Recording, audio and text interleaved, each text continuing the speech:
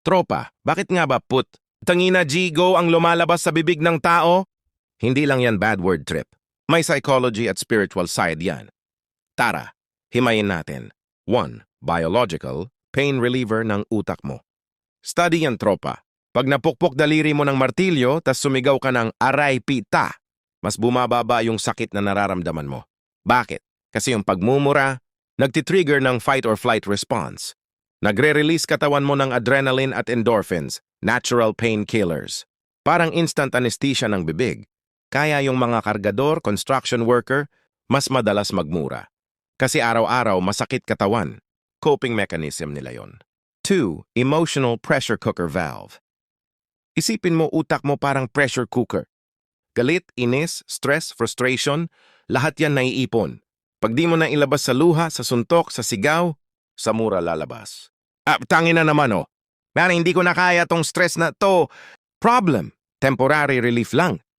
Parang pag-utot, ginhawa saglit, pero baho pa rin paligid mo. After mo magmura, andun pa rin problema mo. Plus dagdag pa, nakasakit ka ng damdamin ng iba. 3. Social. Para maangas o makarelate. Para magmukhang matapang, lalo na mga lalaki. Pag nagmura ako, barako ako. Maling mindset, pero yun ang nakalakihan.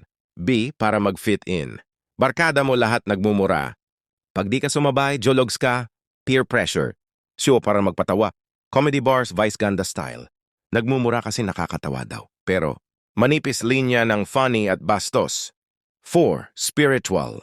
Kasi out of the abundance of the heart, the mouth speaks. Lucas 6:45. Ang mabuting tao ay nagbubunga ng mabuti mula sa mabuting kayamanan ng kanyang puso, sapagkat sa kasaganaan ng puso nagsasalita ang bibig. Ibig sabihin, pag puno puso mo ng galit, pait, inggit, kabastusan, yun ang aapaw sa bibig mo. Pag puno ka ng pag-ibig, pasensya, at salita ni Lord, blessing lalabas, hindi mura. Ang mura, tropa, symptom lang. Yung sakit, nasa puso. Parang lagnat.